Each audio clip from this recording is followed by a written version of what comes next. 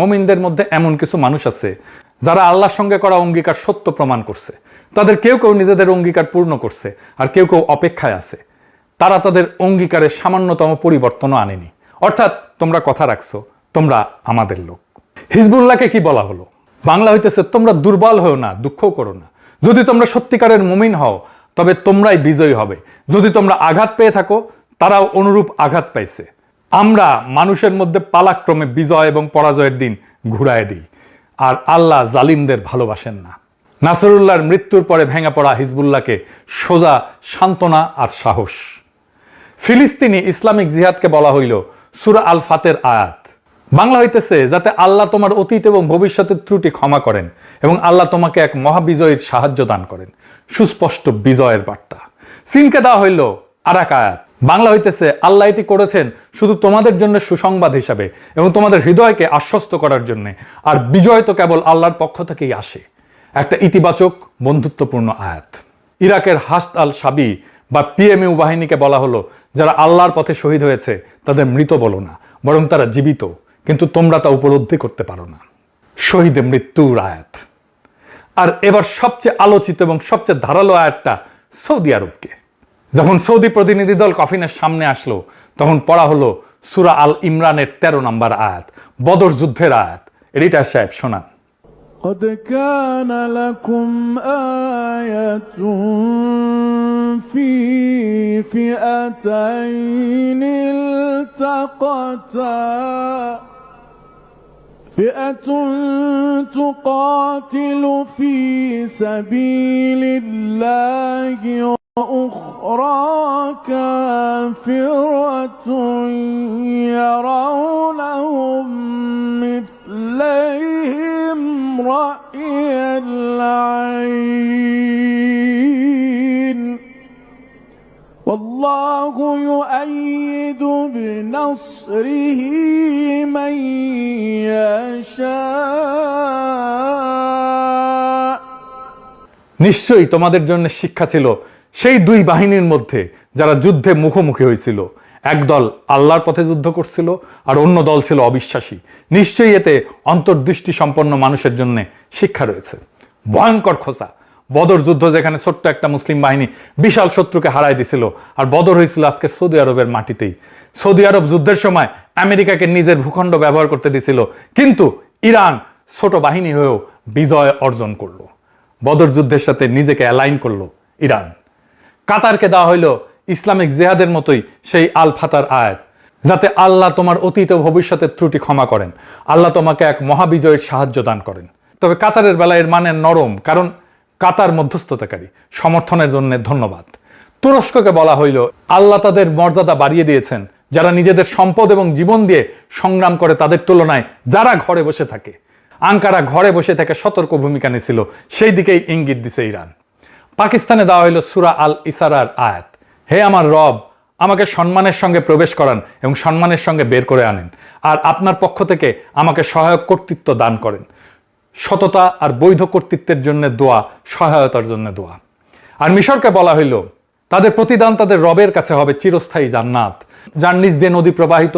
আল্লাহ তাদের প্রতি সন্তুষ্ট, আর তারাও আল্লাহর প্রতি সন্তুষ্ট।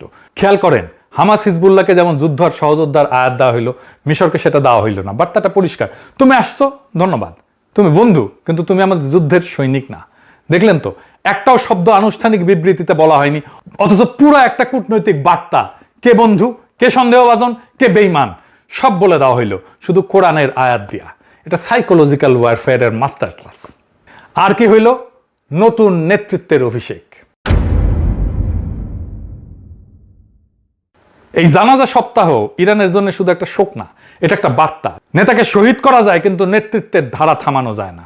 খামেনিকে শহীদ করার এক সপ্তাহের মধ্যে 8ই March assembly of experts Ayatollah Mustafa খামেনিকে নতুন সুপ্রিম লিডার নিযুক্ত করে। শত্রুপক্ষ ভাবছিল মাথা কেটে ফেললে গোটা শরীর ভেঙে পড়বে, বিশৃঙ্খলা নামবে, ব্যবস্থা ধসে যাবে, কিন্তু হইল তার উল্টা। উত্তরাধিকারে তো মসৃণভাবে হাত বদল হইল যে বাইরের কেউ টেরি পাইল না। আর মোস্তফা এই জানাজায় উপস্থিত ছিলেন না। এই অনুপস্থিতিটাই এখানে শক্তির লক্ষণ। কিরকম? নতুন সর্বোচ্চ নেতা প্রকাশ্যে আসতেছেন না, নিরাপত্তা চাদরের আড়ালে থাকতেছেন, কারণ ইরান আর কোনো ভুল করবে না। শত্রুকে আর একটা টার্গেট দেবে না, এটা দুর্বলতা না, এটা শেখা কৌশল। যে জাতি প্রথম হামলায় তার নেতাকে হারাইছে, সে জাতি এখন প্রত্যেকটা পদক্ষেপ হিসাব করে ফেলতেছে। আর এই জানাজার আসল শক্তি ব্যক্তিতে না, জনতায়। লক্ষ লক্ষ মানুষ, কোটি কোটি মানুষ যখন রাস্তায় নামে, 100-র বেশি দেশ যখন প্রতিনিধি পাঠায়, তখন সেটা প্রমাণ করে আমেরিকা ইসরায়েল যত ইরানকে এক ঘরে করতে চাক, ইরান এক ঘরে হয়নি। শোককে এখানে বদলে দেওয়া হয়েছে ঐক্যের এক বিশাল প্রদর্শনীতে। এটাই বিপ্লবের ধারাবাহিকতা। একজন নেতা মাটির নিচে যান, আর একজন উঠে দাঁড়ান, আর জনতা পেছনে অটল থাকে। এইবার আসি আমাদের নিজেদের কথায়। ইরানের এই বিজয়, যেটা আর একটা মহাকাব্য, এটা দূরের কোনো খবর না, এটা আমাদের জন্য একটা শিক্ষা। প্রথম শিক্ষা কি? প্রতীকী অস্ত্র। ইরান একটা কফিন, কয়েকটা আয়াত আর একটা তারিখ দিয়া গোটা দুনিয়াকে বার্তা দিয়ে দিল, একটাও গুলি না ছুঁয়া, একটা আনুষ্ঠানিক বিবৃতি ছাড়া। রাষ্ট্র চলে বন্দুকে যতটা, তার চেয়ে বেশি চলে গল্পে, ন্যারেটিভে। অথচ আমরা নিজেদের ন্যারেটিভটা, নিজেদের গল্পটা ঠিকমতো বলতে শিখিনি। আমরা জুলাইয়ের গল্পই বলতে শিখি নাই ঠিকমতো দুনিয়াকে। ইরান শোককেও কূটনীতিতে রূপান্তরিত করে ফেললো, আর আমরা নিজেদের বিজয়ের গল্প অন্যকে লিখতে দিয়ে দিই বা নিজেরা বলি না। দ্বিতীয় শিক্ষা কি? ভৌগোলিক ক্ষমতা যদি খেলতে জানো। ইরানের হাতে হুরমুজ আছে, কিন্তু আসল কথা এই না যে হুরমুজ আছে, আসল কথা ইরান জানে হুরমুজকে কিভাবে ক্যাশ করতে হয়, এনক্যাশ করতে হয়। ভূগোল সবার হাতেই থাকে, লিভারেজে রূপান্তর করতে জানে গুটি কয়েক রাষ্ট্র। আমাদের হাতে বঙ্গোপসাগর আছে, ইন্দো প্যাসিফিকের হৃৎপিণ্ড, যার উপর দিয়ে ইন্ডিয়া, চীন, আমেরিকা 3 পরাশক্তি চোখ গেড়ে বসে আছে। আর আমাদের ঘাড়ের ঠিক উপরে ঝুলতেছে শিলিগুড়ি করিডোর, সেই চিকেন নেক। দিল্লি এই চিকেন নেক নিয়ে রাতে ঘুমাইতে পারে না, আর আমরা এই কাঠটা হাতে নিয়ে বছরের বছর ঘুমাই আছি, আমরাই ঘুমাই আছি। ইন্ডিয়ার সাথে টেবিলে বসার সময় মেরুদণ্ড সোজা রাখতে পারতাম।